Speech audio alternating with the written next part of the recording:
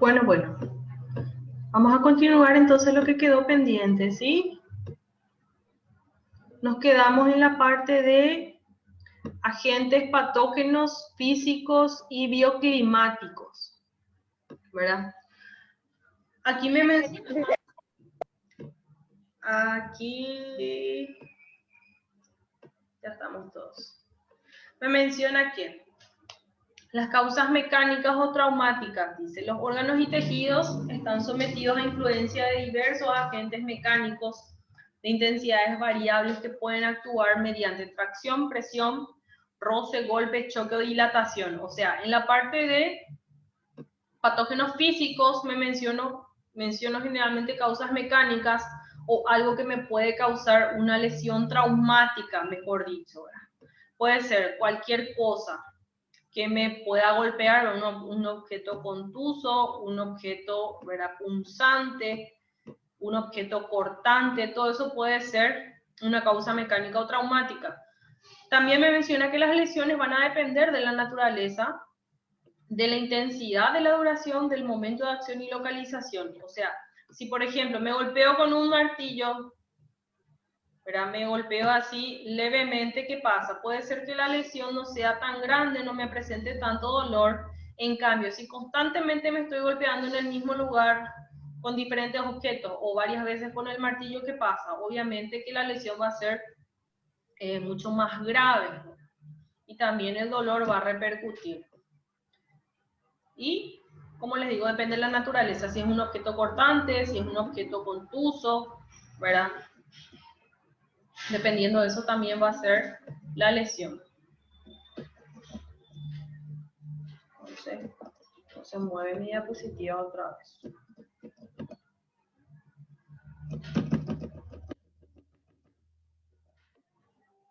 Aguantan un ratito, ahí está. Me menciona que los objetos agudos, los cortantes o punzantes me pueden producir heridas abiertas con escasa destrucción tisular. O sea, en teoría sería una herida importante, pero digamos, el lugar de la lesión generalmente es una lesión limpia, una lesión, digamos, recta, ¿verdad? Entonces, generalmente esas células que se encuentran en esa línea recta de esa herida serían los afectados, a diferencia de los objetos romos o los que no tienen puntas, digamos, me causan heridas cerradas o abiertas, ¿verdad? También, pero ya hay una destrucción celular y tisular grande, ¿verdad? Porque no me producen una sola línea de corte, sino que, digamos, la localización del golpe es mucho más amplio, por tanto me afecta a mayor cantidad de células. En consecuencia, dice, depende de su intensidad y localización. La destrucción de órganos importantes como corazón, cerebro y pulmón pueden provocar la muerte inmediata, eso nosotros ya sabemos, ¿verdad? Los traumatismos de menor gravedad me pueden producir lesiones tisulares como hemorragias infiltrativas o cavitarias, shock traumático o hipovolemia, trombosis, embolias gaseosas y predispone a las infecciones. En cuanto a los agentes patógenos térmicos, me menciona que los mamíferos y las aves tienen un mecanismo de regulación que mantienen relativamente la temperatura de manera constante. En el frío y en el calor excesivo pueden ocasionar alteraciones patológicas, ya sea de manera local o general. Ahí, por ejemplo, mencionamos a la hipertermia. La acción del calor puede ocasionar alteraciones patológicas locales y generales. ¿Cómo? O sea, dentro de la hipertermia, que es justamente tener una temperatura superior a la normal, ¿qué pasa? Me puede ocasionar, por ejemplo, el acaloramiento o golpe de calor. Me menciona que es como consecuencia de una temperatura ambiental elevada, ¿verdad? Y así como también el ambiente húmedo en calma excesiva que dificulta, ¿qué cosa? El aumento de secreción y evaporación del sudor. Como siempre les menciono, ¿verdad? ¿Qué pasa cuando hace demasiado calor o tengo una temperatura de 37, 38 grados y aparte de eso hay humedad? Dijimos nosotros que para la termorregulación desempeñamos diversos tipos de mecanismos para poder enfriar nuevamente nuestro organismo, mantener una temperatura constante. Pero, ¿qué pasa cuando hay demasiada humedad? Generalmente cuando hace mucho calor, empieza el tema de la sudoración, ¿verdad? Y no es la sudoración en sí lo que enfría el cuerpo, sino la evaporación de este sudor. Entonces, cuando tenemos una alta cantidad de humedad en el ambiente, significa que tengo mayor cantidad de partículas o moléculas de agua en el aire. Entonces, ese proceso de evaporación no se da de manera eficiente. Entonces, por tanto, el sudor no se va tan fácil. Y por lo tanto, se mantiene mayor cantidad de calor dentro de nuestro cuerpo. Que es lo que siempre les digo, ahora por favor no se olviden de eso. Que obviamente eso, a diferencia cuando hace demasiado calor y no hay demasiada humedad a nivel ambiental, no se siente tanto como cuando hace o cuando hay demasiada humedad.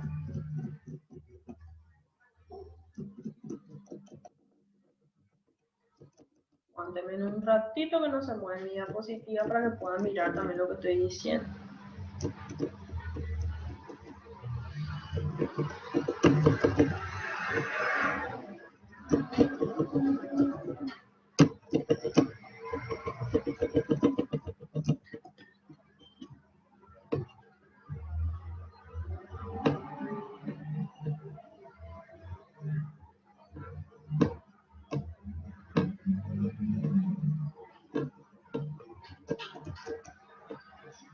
Voy a salir un ratito de la pantalla porque no se está moviendo.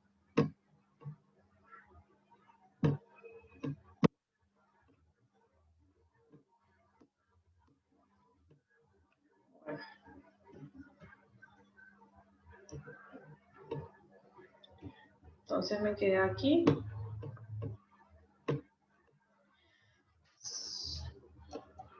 Me dice la temperatura sube por encima de los 40 grados, se puede producir la muerte por parálisis respiratoria. O sea, generalmente hasta esa temperatura, digamos, nuestro cuerpo puede regular bien qué pasa en los casos, obviamente, de que la temperatura ambiental está por sobre los 40 grados o en el caso de la fiebre excesiva por encima de los 40 grados generalmente ocasiona convulsiones, entre otras cosas. Por eso hay veces, ¿verdad? Obviamente, que sobrepasamos los 40 grados de manera ambiental, pero obviamente nosotros realizamos ciertas actividades como para tratar de apaciguar eso. Dice, entre las especies más susceptibles se encuentran los caballos, los cerdos, los conejos y las aves. También tenemos la insolación, que es el resultado de las irradiaciones solares sobre el cráneo. No es lo mismo acaloramiento que insolación. Insolación, los rayos solares tienen que ir directamente sobre la cabeza, pudiendo ocasionar graves alteraciones circulatorias como hiperemia o la coloración roja de la piel, alteraciones de permeabilidad y también hemorragias en diversos órganos. Tenemos también la dermatitis solar, que se observa en animales que están expuestos a intensa radiación ultravioleta en zonas despigmentadas y con poca cantidad de pelo. Generalmente eso podemos ver más en los pacientitos albinos o los que tienen una piel rosada. La acción local de las temperaturas elevadas puede ocasionar quemaduras de diversa gravedad según la intensidad, tiempo de exposición, estado físico y naturaleza. O sea, obviamente si hace demasiado calor, pero mi animalito no está mucho tiempo en el sol, no hay mucho problema. Si es que mi animal está en buena condición corporal, no hay tampoco mucho problema, ¿verdad? A diferencia de los demás, ¿verdad? También se distinguen, dice, varios grados de quemaduras. Tenemos la de grado 1, 2, 3 y 4. La 1 es el eritema o simplemente estar, digamos, medio rojito. El grado 2 sería el flictena o vesicular, ya se forman las ampollas. El grado 3 es la necrosis y el grado 4 la carbonización. Luego tenemos lo contrario a la hipertermia, ¿verdad? Tenemos la hipotermia. Los animales mencionan que soportan mejor el frío que la hipertermia. También tenemos la hipotermia fisiológica, que lo realizan algunos roedores, ¿verdad? En el caso de los osos también. La hipotermia se produce sobre todo por acción del aire frío y húmedo. El organismo, para evitar la hipotermia, aumenta la actividad muscular para generar calor, eriza los pelos para reducir emisión de calor corporal. O sea, ustedes saben que cuando la temperatura se encuentra muy por debajo, sea, la temperatura ambiental se encuentra muy por debajo de lo normal o de la temperatura corporal normal que pasa. Generalmente el cuerpo tiende a perder calor, entonces nosotros tratamos de guardar o producir mayor cantidad de calor para justamente no entrar en un cuadro de hipotermia. Entonces, tratamos de hacer mayor actividad física, empieza el tiritar, ¿verdad? Que serían como pequeñas contracciones musculares, y acuérdense que el trabajo muscular se traduce en calor. También tenemos la piloerección o la erección de los pelitos que ayudan justamente a tener mayor superficie corporal para evitar la emisión del calor. Dice también que si no se puede compensar la temperatura, la circulación periférica sufre vasoconstricción e isquemia. Las regiones más afectadas son las extremidades: nariz, orejas, miembros, cola. También eso mencionamos en la clase de biofísica, ¿verdad?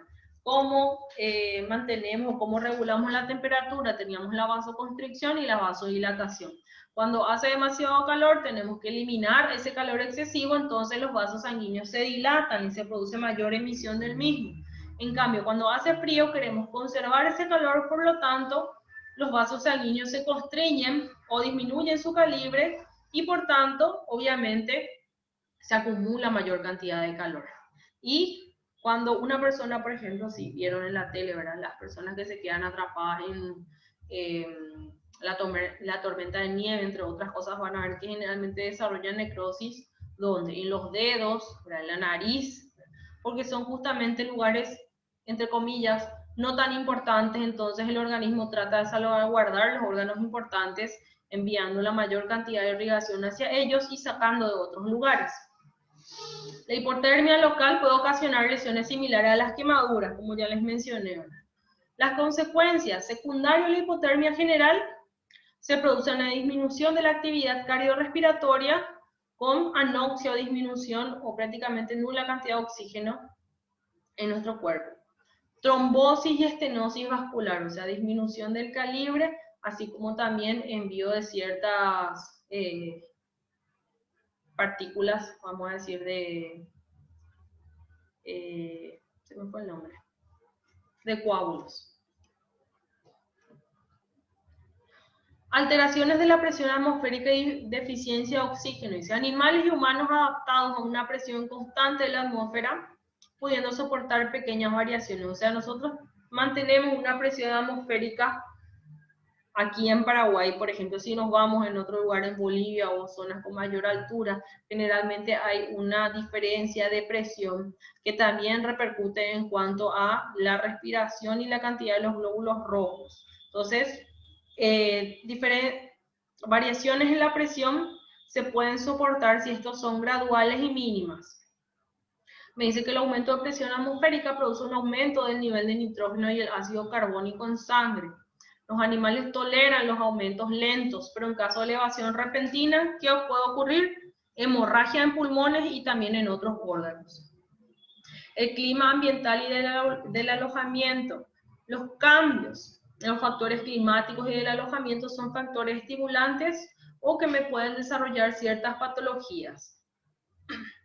Luego tenemos las radiaciones, ahí tenemos las solares, que producen un efecto beneficioso en el organismo. ¿Por qué? Porque me activan la circulación periférica, me ayuda a la pigmentación cutánea, también es un, ¿cómo es que se dice? Un portador o dador de vitamina D. También me regula el ciclo sexual en los animales.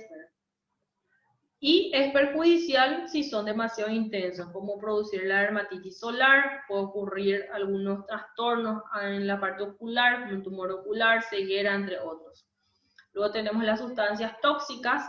Me menciona que existe gran cantidad de sustancias orgánicas e inorgánicas que son llamados venenos o tóxicos, que pueden alterar las funciones celulares y tisulares, así como también producir lesiones conforme a sus propiedades. ¿Y a qué le llamamos o cómo denominamos a las patologías producidas por sustancias tóxicas? Intoxicaciones. Esto sería todo de esta parte, que era prácticamente de la introducción de la anatomía patológica. Y ahora nos adentramos un poquitito en lo que sería la adaptación celular y lesión celular. Aquí ya vamos entrando más en lo que sería la anatomía patológica propiamente dicha. Aquí mencionamos que para la supervivencia celular es necesario el mantenimiento de un medio interno favorable dentro de un estrecho rango fisiológico. La célula tiene la capacidad hasta cierto límite fisiológico de adaptarse cuando determinado estímulo fisiológico excesivo o patológico modifica la composición del medio interno. O sea, nosotros dentro de nuestro organismo tenemos prácticamente un rango de pH, un rango de temperatura, un rango de minerales, de vitaminas que debe haber. ¿Qué pasa cuando sufre un desbalance entre uno y otro? Ahí nuestro organismo reacciona tratando de compensar esas deficiencias o esas exigencias. Entonces, mientras la célula pueda sustentar eso, no se produce ningún tipo de trastorno patológico. Pero en el caso que, como menciona acá, tenemos un estímulo fisiológico excesivo, ¿qué pasa? Se desarrollan las patologías. Estos cambios pueden conducir a un estado alterado, estable o diferente de lo normal, que le obliga a la célula a adaptarse a esta nueva condición interna alterada. Este proceso de adaptación celular puede ser reversible si la fuente de estímulo o el agente causal es removido. Los estímulos fisiológicos excesivos y algunos estímulos patológicos pueden conducir en una serie de adaptaciones celulares morfológicas y fisiológicas en las que alcanzan un estado nuevo pero claramente alterado. Lo que venimos repitiendo en clases anteriores y en esta clase. Entonces, nuestro organismo funciona armónicamente, todo está mínimamente controlado, mínimamente milimetrado. Pero sabemos bien que pueden ocurrir ciertas situaciones o pueden aparecer ciertos agentes patógenos o ciertos agentes lesivos o ciertas sustancias o objetos estimulantes. Entonces, ¿qué pasa? Nuestro organismo tiene que adaptarse a eso. Entonces, mientras pueda, genial, no se produce ningún tipo de lesión. Pero ¿qué pasa si este estímulo, este agente lesivo, es constante y es excesivo? Ahí justamente estas adaptaciones celulares que desarrolló, valga la redundancia, mi célula, pueden conllevar a lesiones permanentes si es que este agente lesivo no se retira. Un ejemplo vulgar nuevamente, ¿verdad? Una persona, ¿verdad?, que nunca trabajó en la chacra, nunca se fue o nunca anduvo descalzo. ¿Qué pasa? Tiene los pies súper suavecitos. ¿Qué pasa? Una persona que prácticamente se crió en el campo, se crió en la chacra, que estuvo siempre descalzo. ¿Qué pasa? Prácticamente el pie con el constante... con las constantes lastimaduras de la arena pedregosa, ¿verdad?, de las piedras, de el sol, ¿verdad?, de todo eso, ¿qué pasa? Empieza a sufrir un proceso de hiperkeratosis o prácticamente se engrosa la piel, ¿verdad? Entonces, ¿qué pasa? Mi célula, en este caso, mi célula de la dermis, de la epidermis, sufrieron un tipo de transformación que me conllevó a ¿qué? A esta adaptación de mi cuerpo a esa situación. ¿Qué pasa después si esta persona, después de 5 o 10 años, dejó de trabajar en este tipo de lugares? Prácticamente va a desaparecer la hiperkeratosis plantar. Entonces a eso me refiero. Me dice, preservando la viabilidad de las células y modulando su función en respuesta a tales estímulos. Por ejemplo, los músculos prominentes de los caballos de carrera. Me menciona también dice la célula muscular aumentada de tamaño, alcanza un nuevo estado de equilibrio que le permite sobrevivir a un nivel de actividad elevado. A esto lo denominamos hipertrofia. Respuesta adaptativa en la que existe una reducción en el tamaño y función de la célula, denominamos atrofia. En resumen, las diferentes formas de adaptación celular podrían ser hipertrofia, hiperplasia, atrofia, metaplasia, displasia, almacenamiento intracelular de sustancias endógenas secundarias de un metabolismo alterado. Lo que yo ya les venía repitiendo en materias anteriores. Entonces la célula puede adaptarse, genial, pero para cada situación desarrolla una actividad diferente. Como en el caso, por ejemplo, ¿verdad? Vuelvo a repetir lo que siempre digo, ¿verdad? Una persona delgada que nunca hizo ningún tipo de actividad física, empieza a ir al gimnasio, empieza a trabajar la masa muscular, ¿qué pasa? No es que las células aumentaron en número, ¿verdad? No es que tengo más células, sino que estas células, por la excesiva actividad muscular, aumentaron su tamaño por justamente ese estímulo de trabajo. Entonces, por eso es lo que tenemos un aumento de la masa muscular. Pero en cuanto a tamaño, entonces desapareció después de ese estímulo, ya no se fue más al gimnasio la persona, disminuyó otra vez todo el volumen celular, y es lo que denominamos atrofia. La atrofia puede ser por inactividad, por desuso, por diferentes tipos de patología, por compresión, entre otras cosas que vamos a ir viendo también. Entonces, tenemos los diferentes tipos de adaptación celular. Hipertrofia, aumento del tamaño celular. Hiperplasia es aumento del número de células. La atrofia es la disminución del tamaño celular. La metaplasia es una modificación de la conformación de mi célula, que es reversible. La displasia sería también una modificación de mi forma de celular, pero no tiene una estructura organizada. Y después también aparecen las metaplasias, que aparte de tener un aumento de número, una diferencia de conformación y que no está estructurado, también se infiltra. Y después tenemos los diferentes tipos de sustancias endógenas que vamos a ir viendo. Y aquí tenemos, por ejemplo, célula normal, 4 celulitas cúbicas, atrofia, disminución del tamaño, hipertrofia, aumento del tamaño, hiperplasia, aumento de la cantidad, metaplasia, una transformación, la displasia, pero no tenemos ya una organización, pero se mantiene sobre el estrato basal, y la metaplasia, la neoplasia, que tenemos ya una infiltración. Entonces voy a llegar hasta esta parte y dejamos ya posteriormente para la próxima clase. Tenemos a la lesión y la muerte celular. Me menciona que si los estímulos exceden los límites fisiológicos de la capacidad de adaptación celular, o en ciertas circunstancias en que la adaptación no es posible, se produce una serie de acontecimientos denominada lesión celular. Lo que les digo ahora, la célula tiene una capacidad limitada de poder adaptarse. Cuando se excede ese límite, ya aparecen las lesiones. Estas lesiones son reversibles hasta un cierto punto, dice. Pero si el estímulo es persistente o lo es suficientemente intenso, desde el principio la célula alcanza un punto de no retorno y sufre una lesión celular irreversible y muerte celular, como por ejemplo en el caso de la isquemia del corazón.